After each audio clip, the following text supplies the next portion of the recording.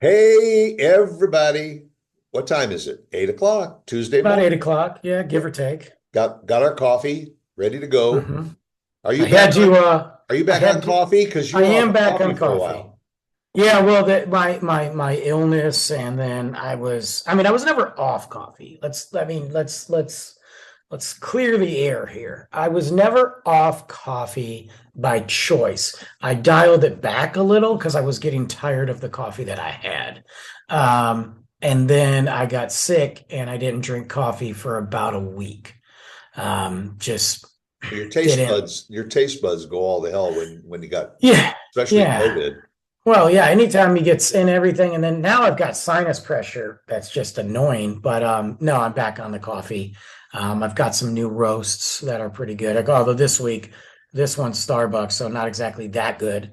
Um, but you know, it is what it is. I went to the gym, and part of my gym, my workout this morning was running. So I ran, went into Starbucks, walked back, boom. But coffee is one of those things. A lot of people are like, "Do you like it for the caffeine?" And I don't. Matter of fact, if a coffee like wakes me up too much and I'm like, "Ugh," I don't like it. It's more of a mental thing. It's more of a relaxation process, comfort style, thing. And it's not about the caffeine. Sometimes though, I will say it's like a boredom thing. Maybe I'm at work and it's like 4 o'clock and I'm there till 8 and I'm like, I need another shot. Yeah. And so I'll do that or get out of the place to go to get a cup of coffee just to break up the monotony. But I, you know I'm how it is. You have those things. I'm the same way. I mean, to me, coffee is flavored water. It's, I don't, I'm not, I mean, I know people will just drink bottles of water. And I all to do. me, to Yeah. me, it's flavored water, and I drink my coffee black. Every once in a while, I'll get, some, mocha frappe, something with a drizzle of this and whatever, especially when we get together, because you know all these fancy drinks. And so if you go in and order one, I'll say, oh, I'll have one of those too. Uh, Yeah, I like to do that. I like to do when I'm at home, it's black, yeah. always, unless I do, even a But ca cappuccino. It's I just, don't know what it is with caffeine. It's never affected me. yeah. I can have a cup of coffee, an espresso type coffee, and then get in bed and go to sleep. And other Yeah, me people say, too. "Are I you can do it kidding me? I anytime. would be up all night." I know I've heard people be like, I can't drink coffee past 12. I'm like, what do you go to bed at 2? Like, what the friggin' wrong with you? But Yeah. we all have those, speaking of weird things, weird comforts, when I was sick, I was craving like a pregnant woman, I was craving the worst stuff possible, like fast food. And not even when I say good, I throw up the air quotes, good fast food, bad fast. Yeah, I didn't care. I was like, you know Yeah. what? I want a McDonald's quarter pounder and a large Coke. So I would get it and eat it. And then I was like, I need a Sonic foot long hot dog, and like, I don't eat that stuff. I'm not saying that Luke and I occasionally, every now and then, will have a treat. I don't eat it. It's gross. It's expensive. And I just Was this crave when it. you were sick? You were saying? Yeah, yeah. When I Okay. was sick, I mean, and it's funny because you think about those comfort things or those guilty pleasures. We all have them. Right. What is one thing, sick or not? What is one type of food that you really like and you don't care? People might be like, it's awful, it sucks, you shouldn't eat it. What is one type of food that you really like? Uh, uh, M&Ms. It's just your thing. You just go M, do it. That's M, not a bad thing, yeah, though. yeah, and my favorite is M&M almond. Really? Yeah. Okay, Uh, that's weird. and all and that is, I mean, I will almost every day I will have a few. I've got a jar, and I may only take about 5 or 6 of them. There's other times that I get a heavy handful and all, but it's Sure. like I can't get through a day without without my M&M almond or M&M peanut. Jeez. Okay. Okay. It's I just have one. I like M&Ms too. My grandma, she used to have this old school M&M machine, and you pull the handle, and M&Ms come down. And right. she'd only fill it for me. And like my people, my family would come over, and she'd be like, "Those are Brandon's. Those are Brandon's." Well, when she passed away, I got it, so it's in my kitchen, and I do the same thing. I'll fill it, Sure. And then with different M&Ms, like I go so far, it's holiday time. So Halloween M&Ms, Easter, Christmas, whatever it is, I'll fill. And then Luke will come by and drop a little like, Dad, I'm going to get a couple, and Yeah. it's just one of those fun things. I tell you what, man, one of my like guilty pleasure comfort foods is absolutely like a McDonald's Coke, number one. I crave, it has to be the McDonald's Coke. And I'll Now, get what's that. different about a McDonald's Okay, Coke well, from Burger King or we could do a whole episode on it, but I'll tell you right off, I'll give you the short story. Most of the McDonald's, okay, so most whatchamacallit, fountain pops, when you go to like Burger King or Wendy's or whoever, they come in the box and a bag, right? Yeah. Okay. McDonald's, number one, has a special contract with Coca-Cola. They come in aluminum. It's an aluminum box. Okay. Aluminum tin, aluminum this.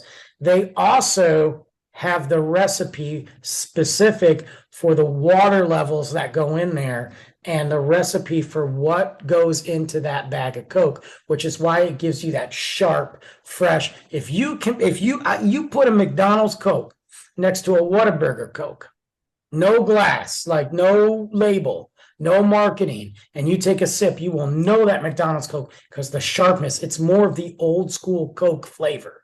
So and they have a specific contract. It's a fresher. Absolutely. And it's proven. I mean, it took them years to admit that, but that's it. So, and there's still the one thing about McDonald's is you get a large for $1. Yeah. It's $1. Now, granted, it's the same size as the regular one. They just fill it with ice, but it's a mental thing and it makes me feel better. That's one of those weird comfort things. Is the caffeine level the same in the McDonald's? I don't know. I mean, I could drink it and go to bed. It doesn't do anything to me, It does something to Luke. I know that, but it doesn't do anything to me. That's the sugar level, though. But and you're right about the dollar thing. It'll say Coke $1, any size. Any size. And I always think it's all the same size. Anybody go in and say, "I'll take a small." Yeah, and technically speaking, you're probably getting a small regardless. But that's a comfort thing for me. That's like a guilty pleasure. But I have a few of those. Like, okay, so I watch a lot of movies, right? It's no secret. I watch a lot of movies. Yeah. And we all have those tastes in movies. We know when movies are good. Like, I know when a movie is good, even if it's not my style. But I also know when a movie is bad. And I love watching those comfort. I don't even like to say guilty pleasure, those movies that you just know are bad, but you have so much fun watching them. And I just watched one the other day, and it's Land of the Lost with Will Ferrell. It is the dumbest. Like Land of the Lost, the show wasn't that good, okay? This is just the dumbest remake of the movie. It is cheesy, low budgeted, crude, vulgar, and hilarious. It is potty humor at its finest. Yes. And I will tell you what, I will put that freaking movie on. Like someone would be like, "Hey, Brandon, we're about to watch The Godfather." And that's like one of my favorite movies of all time. Godfather 2 is anyway. And I'm like, what if we watch Land of the Lost? Like, because it is just so funny. Like, it just makes me laugh, You say Land of the Lost and they say, what? I bought it. I have it on Blu-ray. What about you? You have to have some of those movies where people look at you like, really? Well, I mean, there are some movies that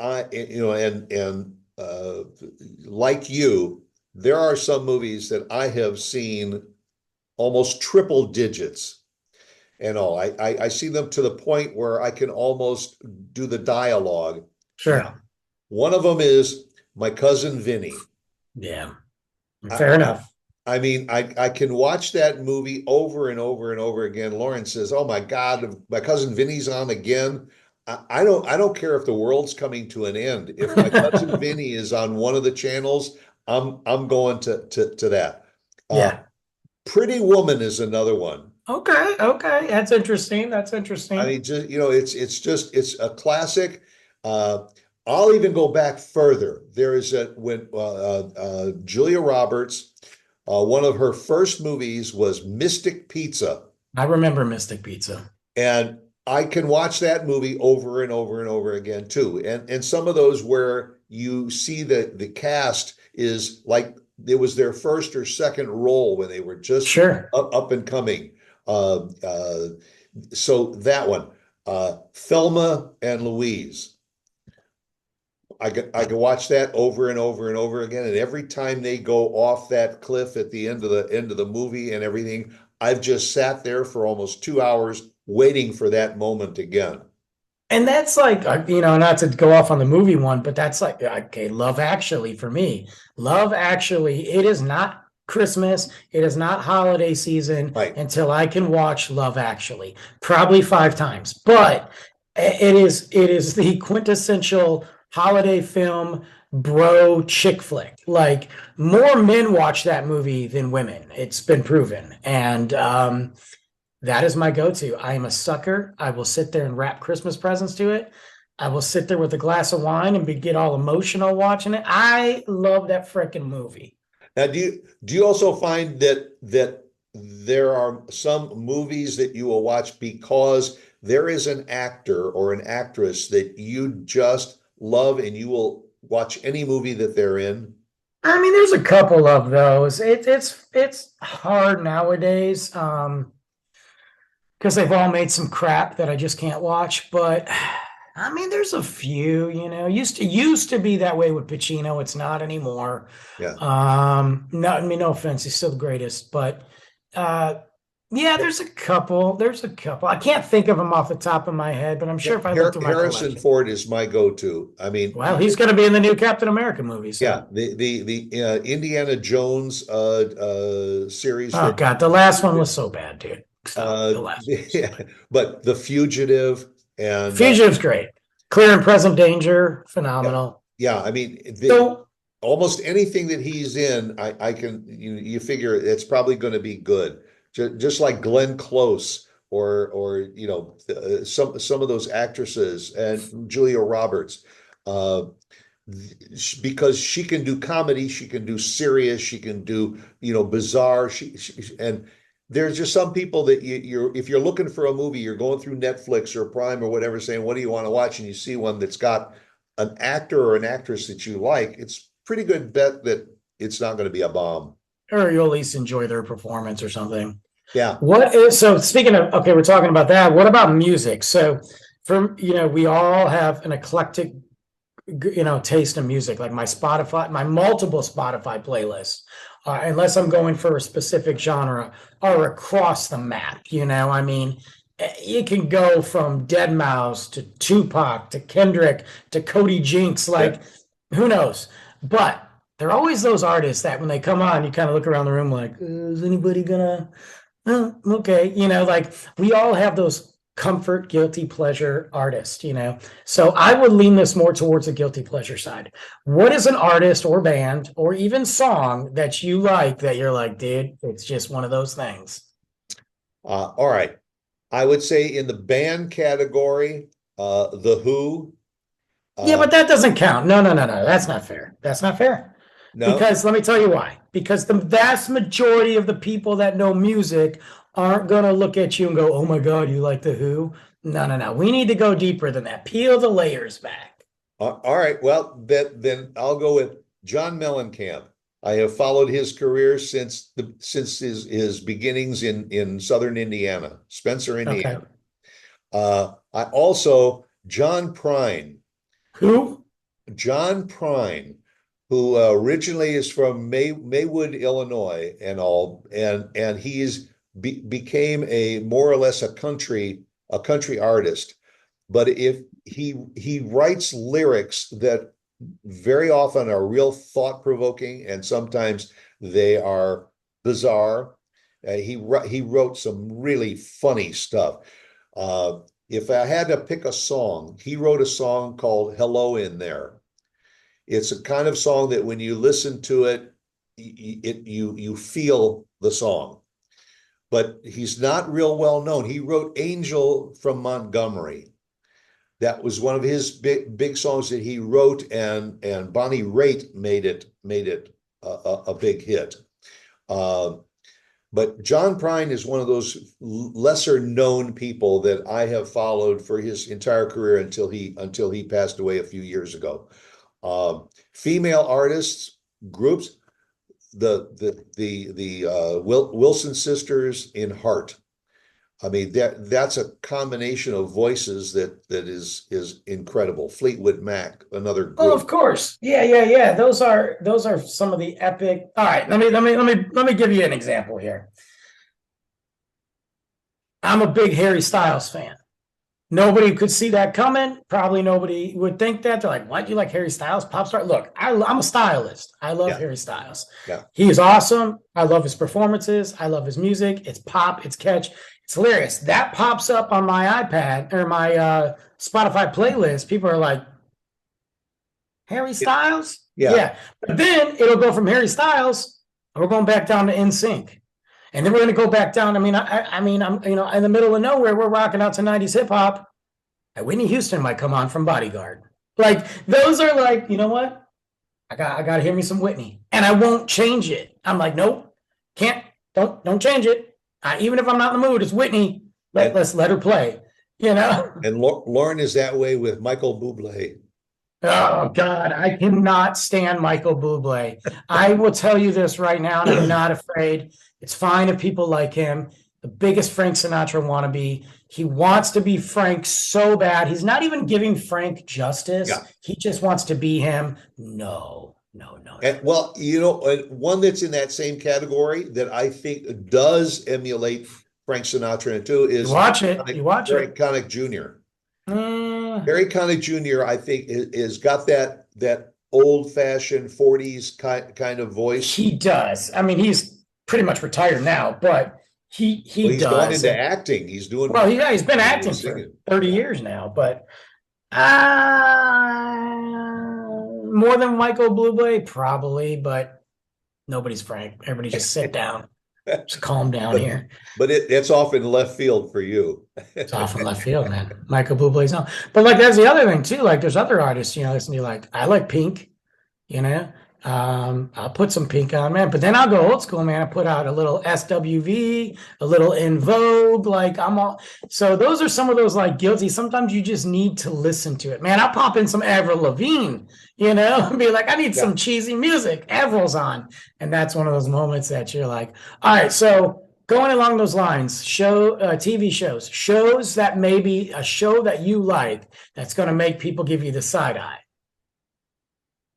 Well, I don't know how many other people got into MASH, but I followed most of us weren't around then, so yeah, the MASH series again. I can every once in a while, if there's nothing else on TV, I'll go to that the oldie movie channel and watch some episodes of MASH. Sure. I enjoyed the characters and I enjoyed the script writing. The script writing was spot on. I used to be a huge King of Queens fan. Even with the crappy laugh track, I used to be a huge. I had a massive back then. I had a big crush on Leah Remini, man. I thought she was super cute, like this weird Brooklyn, Italian girl that just would yell at you. I was like, that's my sweet spot right there, And Kevin James was a great in that lead. Well, you had Jerry, not Jerry Seinfeld, but what's his name? His dad was in it. I can't think of his dad's name, but Elaine. I can't think of Jerry Stiller. So was it Jerry Stiller? Jerry Stiller that's what I meant. Why did I say Seinfeld? Yeah. So hilarious, I love that, and then that's where Everybody Loves Raymond kind of spawned off of, and they kind of crossed it was a good show back then. That's kind of one of those every now and then, like there's nothing to watch and there's like a binge. I mean, you can go to Peacock and watch it or whatever, but you just happen to find it. You're like, I'm gonna watch 5 or 6 episodes and have my guilty pleasure moment, Yeah, I know you're not a big Seinfeld fan. Oh God, no. But you can't put that in the category. Let me tell you why. But I mean, because nobody's going to give you the side eye. But that's one of those that I would watch Seinfeld only to watch that door swing open and Kramer walk in the door. Because his character was lovable, because he was just weird. I can see that. Yeah, absolutely. But again, I gotta go back. That's not a weird thing, man. That's not weird. That's not that weird. Like something weird to be like, I still watch The Facts of Life. People be like, what? Show's been on for 35 years, like you still watch the freaking Facts of Life? Yeah, and I can sing the whole theme song too. Well, speaking of theme songs, how about the Jeffersons or Jefferson's a great show, man. Sanford and Son? Sanford and Son's a great show, man. Yeah, But it's funny to think about those things that we like those, like I like guilty pleasure snack for me. Like you talk M&Ms, I'm a Reese's peanut butter cup guy. I'll take them all out of Luke's bag. Went for Halloween and not even pretend like he never got any. I did it with his sisters. I'd be like, look, there's a tax. I was that way with Baby Ruth.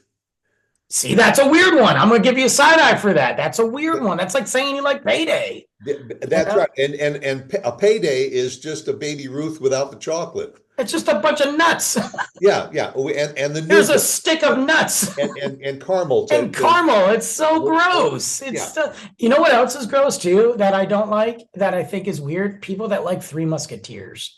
I think that's the weirdest candy, the texture in it. And when you crack it open, it has like this gray, but yeah, that's a weird one. You finally got it. Another one that doesn't grab your fancy is candy corn at Halloween. No, that stuff is disgusting. It's and to me, I will enjoy candy corn, but only on Halloween. Once a year. They probably don't even make anymore. They don't make anymore. Sure just they left. do. No, it's just leftovers from 30 years ago because it's got a shelf life like a roach. They're like, hey, here's Brock's Halloween candy corn. It's from 1942, the first time they made it. Right. Or the Cadbury bunnies at Easter. I like those. Yeah, and those probably were those are weird. I don't get it. Yeah. They're still trying to lower the supply of those that they made, but not as much as those freaking Brocks, dude. Those stupid candy corn. I think when people give candy corn out for Halloween, they should get their house egged. Yeah, and Brock's that you used to go in, it was mixed candies, and you'd go in, you buy it by the scoop.